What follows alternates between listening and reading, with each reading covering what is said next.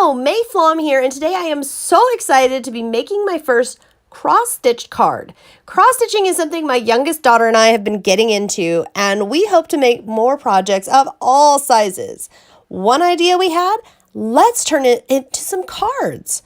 Today I am making a totally new kind of craft, and you know what? That can be challenging, but be patient and keep at it. In this video tutorial, I'm going to take you through what I call my prototype process. While the video will move quickly through this, let me tell you, it took a whole day and was anything but quick. The project itself is actually really easy to reproduce what you know your final project will be. So don't despair. This is actually a huge reason why I share these videos with you guys, to inspire you and save you time. First off, I knew I wanted a window card so that I could hide the back of the stitching behind a flap. In this case, I've taken a piece of 4.5 by 12-inch cardstock, folded it into thirds. I will also mark the center of the card so I know where I want my initial circle centered.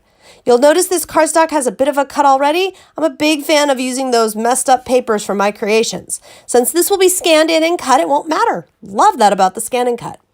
With my ScanNCut DX turned on and my paper loaded onto my mat, it's time to cut. I select a circle, scan the mat, and then move, resize, and adjust my circle so that it is in the perfect position. Once I'm finished and satisfied, I cut it out and I see how it looks. At this point, I go ahead and tape my embroidery into place and tape the front closed. I know I won't be doing any further cutting or editing on this piece of paper, so it makes sense for me. You'll notice I didn't center the image exactly, all a part of the learning process here. Now, realizing I definitely want more layers and more depth to this project, I'm going to pull my ScanNCut back out again to cut both a plain and a scalloped circle. You're going to select a plain circle and a scallop circle, and then using that edit screen, we're going to resize and position. Now, this process took a bit of time as I resized and then measured on my card and thought about exactly how big or how small I wanted it. And I did, you'll notice, place the plain circle inside the scallop circle. I did this to cut out a circle that's smooth on the inside, scalloped on the outside. This is such a great image shape, and I want to make so many more of these. I just love how this looks. Now, I also at first had a second scallop circle, which I discarded. I'm actually going to cut that out just plain, separately from white paper, which you'll see in a moment. Once I was satisfied with all of this editing and resizing and tweaking of the exact position, I went and added in a banner from the basic shapes. To do this, I just added my favorite basic banner shape and then touch the button in the edit screen so that the resizing would be independent, the height and the width. And I changed the dimensions. I'm going to actually make and cut two of these. They're both just under 1 inch high. One of them about 5.5 inches wide, one about 4. I like having options, and I really like having extra shapes around as long as I'm cutting, especially when it's a basic that I use a lot of. Now, you might notice when you see all of my stuff, and by the way, when we're done here, we cut everything out. Always just select cut and cut. Let the ScanNCut do the hard stuff. But there's no hole in my white scallop circle that I cut out and have layered. That is correct, and actually I had a reason for this. You see, I knew the center would need to get cut out, but I wasn't sure about how much of a gap I wanted to show. How much white did I want to show on the inside? And I wanted to see all the pieces, physically see them in person before I made that choice. So how do we put a hole in the middle of that circle? Well, it's easy. Going to place it onto a mat and load it into the ScanNCut.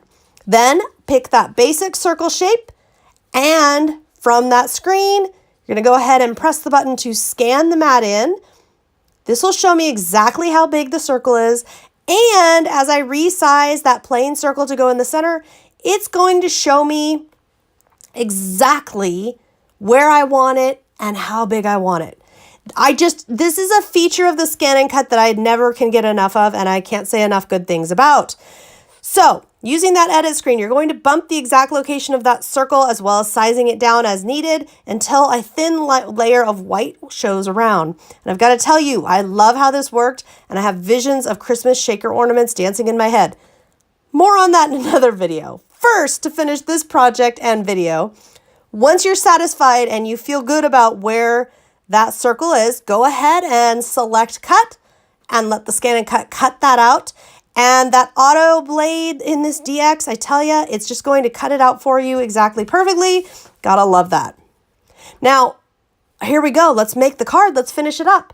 So I'm going to center my circle at the top for a few reasons. Number one, so my image is more centered. And secondly, because I want room at the bottom for a banner and a sentiment. For the banner, I went with the longer version with the folded ends. As you can see, I added a few stickers, a few buttons, and off we go. This card is ready to be gifted, and I love the end result. I'm so grateful to the ScanNCut for helping me step through this process, and as a very visual person who really does better seeing things, it's really been a pleasure to make a prototype project like this that helps me figure out what will and won't work, helps me speed things along for next time, but also makes it so that I don't have to throw anything away. I was still able to make a viable finished project. I hope you've enjoyed this tutorial video. If you'd like to see more of this style of video, please be sure to let me know. And as always, I welcome your requests and your comments. Have a great and crafty day.